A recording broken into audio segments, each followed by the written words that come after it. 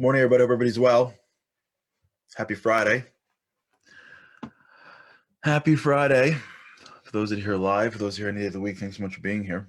Anyway you listen, we appreciate you listening. It is so great to be with you. It is so great to be at a Friday. TGIF, but TGIM too.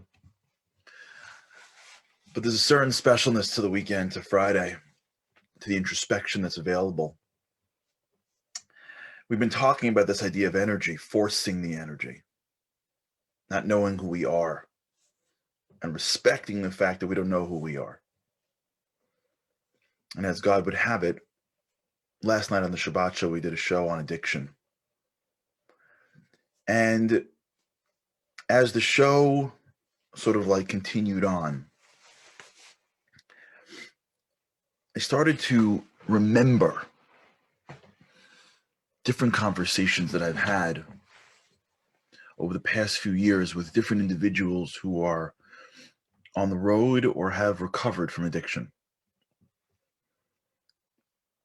And as I was listening to the different guests who were phenomenal, if you haven't had a chance, you got to see the show, shabbatshow.com. I mean, these guests were off the charts. Really. It's heroes. They were explaining the process. They were explaining the challenges of those that are suffering from addiction. And they were explaining the journey that one takes to come back. And there are different versions of it. We had a guest on, his name is Menachem Poznansky. He spoke about it in very specific ways, about the spirituality of it. You have to go into a deeper place. We had Dr. Kiva Perlman also did very much like that as well. Great. I mean, these guys are awesome. Spend their whole lives. These people dedicate their whole lives to other people. And everyone was great. Check out the show. It was great. And I started to become aware as they were talking that a lot of what the people that are suffering from addictions do or have to do is what we're talking about on the show. What we're talking about now, where we're up to, is this concept that in order for me to accomplish what I need to accomplish in this world, I have to change my lens from I know because I am living it, because my brain has experienced it, because I have something to use as an analogy for it, because I can feel it and touch it, to I don't know, because who I am is so much deeper than even I know. And when we were going through the journey back, as I was listening to the song this morning, I'm coming home. It's very much the journey of someone suffering from an addiction. Many times it's not even intentional. It's trying to fill something that hasn't been filled in other areas. It's individuals sometimes that get hooked on something. I was talking to one of the professionals. Her name is Miriam. She's on the show. She's talking about sometimes a woman during the pregnancy process, as a C-section, whatever it is, and gets prescribed medication, and then she just gets addicted to that. This happens a lot of times with athletes. They get injured, and they get addicted to their medication. Sometimes it happens with people that have a challenging period of time in childhood, and they turn to things to fill up something that's missing, and they get addicted to that. And it can range from very hard drugs to food to other behaviors. And so you've got individuals that are, for whatever reason now, physically addicted to something. That means their brain is neurologically connected to the substance, to the point in which that's all they can think about. And this wonderful woman was talking about how there are mothers that are addicted, and that she works with specifically with females. And she looks at everybody, but we were talking about the female demographic, how they're mothers who are so addicted to whatever they're addicted to that when even when they're hugging their children, they're thinking about when am I getting the next. You're so addicted to something that your brain is neurologically programmed to need that thing. And if you know somebody suffering from addiction, by the way, there's always help. You'll notice, or that they are it is a constant psychological battle because their brains have oriented around this benefit they got from the substance. And at some point, the brain and all of its neuroplasticity is attaching itself to some foreign substance in order to fulfill something that they are addicted to. So understand that there are people that are neurologically addicted to a substance and have to figure out how to get to a place that's even deeper than their brains. They have to reach to a place in themselves that is deeper than the connections that were formed. Because they have to find strength and they have to find energy and power in places deeper than they've ever gone before. That's the road back. The road turns once they realize that there's something deeper inside them than even they thought. And you're right. And like Daniel just mentioned, if you look at the 12 steps, it's filled with spirituality. Even the steps as they say it, acceptance and honesty and service, these are all spiritual concepts. They have when they say the prayer, the serenity prayer, it's a spiritual thing. It's because the road to recovery is when you are super physical. And it dawned on me that, there's a lot of people living in our midst that have recovered. They're real heroes. They don't give themselves any credit because they were in a negative place and now they're back in a regular place. We don't even know many of them exist because we don't know what goes on behind closed doors. And now they look like they're normal, but they always look like they were normal. Every once in a while, you may hear a terrible story, but there's a lot of people suffering from addictions that nobody knows about. Now, forget the pain they cause everybody else. I'm just talking about them. They're heroes. They're heroes. They're heroes. They are. They don't know them. Nobody knows them. And they themselves don't even know it. They think now they're back to being regular. But you don't come back to be regular when you go to a deeper place and you overcome challenges like this. Of course, their families and everyone around them are heroes for just what they've done and how they've, of course, the support for sure.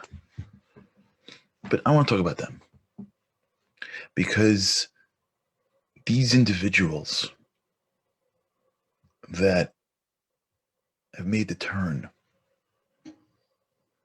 they don't know how powerful they are. They don't know how special they are. They're heroes. And we need to learn from them because we need to understand that when we go to a deeper place, that when we look at our minds, whether we are clinically addicted or not, and between me and you, we're all addicted to our behaviors. We're all addicted to our habits. We all have that connections. Andy points out, and he's right. We're all addicted to our phones. It gives us the dopamine that we need every time we get the hit. People that are addicted to social media, like literally, I see people in the park with their little kids, and they're just like this. Like, it's unbelievable. Like, really unbelievable. Forget the teenagers. I'm talking about like parents who are like Instagram. Like, it's unreal. They got little kids playing around, and the kid's not even like, the kid's like, hello, totally addicted. I mean, whether it's clinically addicted, not addicted, who knows?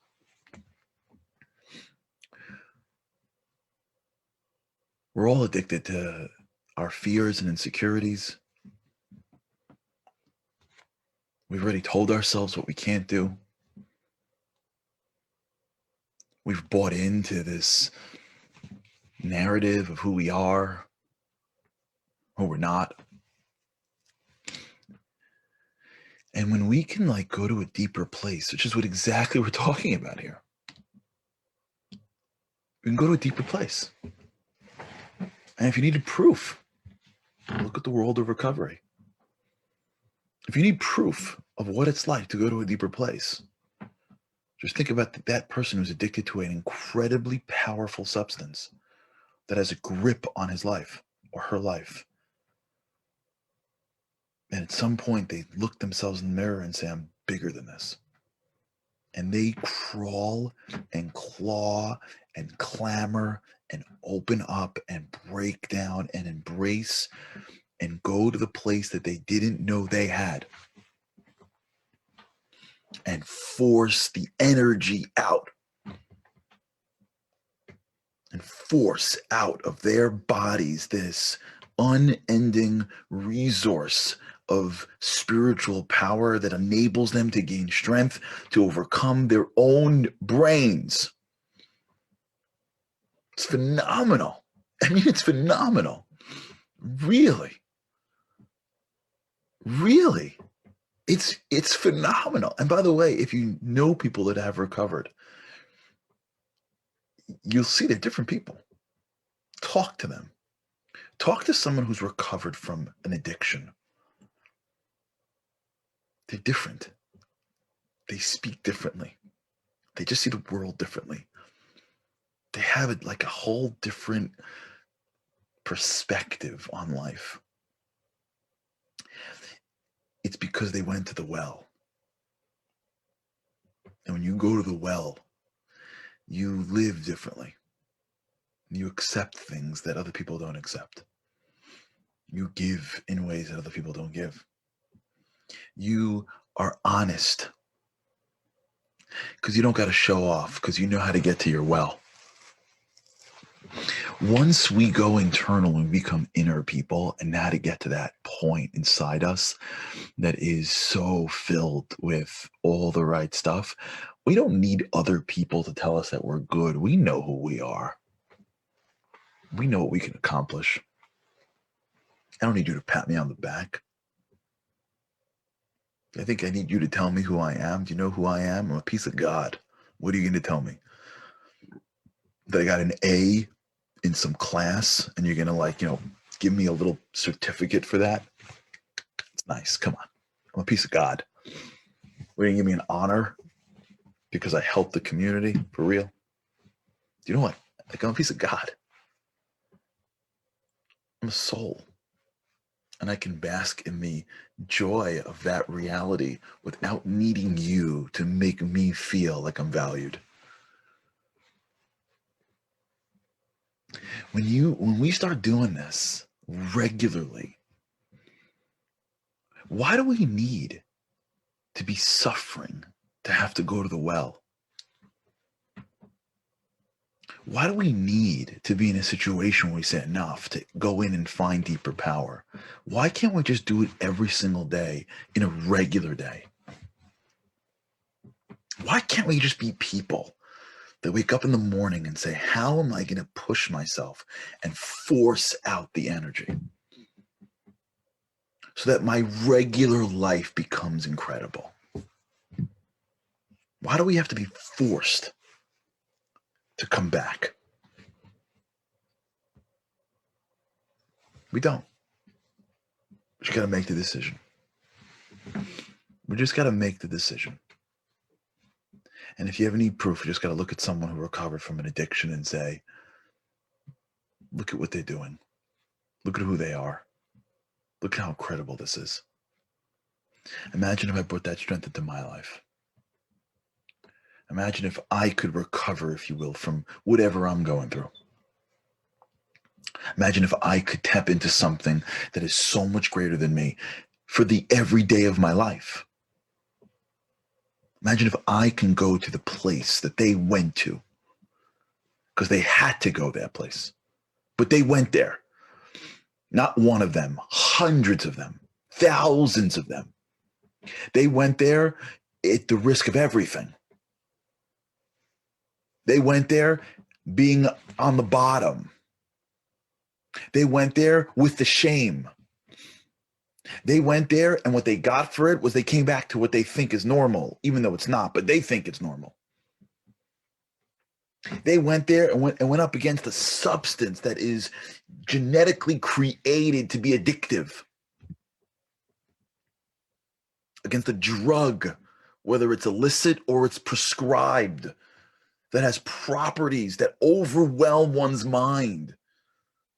And they went up against that. And they won. It's incredible. There are people sitting around all day programming our phones to get us to keep on looking, and they went up against that thing. There are people mixing chemicals to get you to not ever live without the thing they're putting into your system. There's behaviors that people step into that gave them a feeling of satisfaction that they never had growing up. There are people that are suffering some significant issues growing up. And they filled the gap with a substance that was genetically created, that was chemically induced to addict them. And through all of that, with the world making them feel ashamed, hiding in many times in secret, staring at their loved ones and seeing the pain in their eyes, which only breaks them further. In some cases, causing so much havoc that their own family shuts the door in their face. Nowhere to go to rebuild a whole life. And yet they're able to dig into a place and find some power and chart a course back home. It's powerful. These people are heroes. And they teach us something. They teach us that we all have it in us.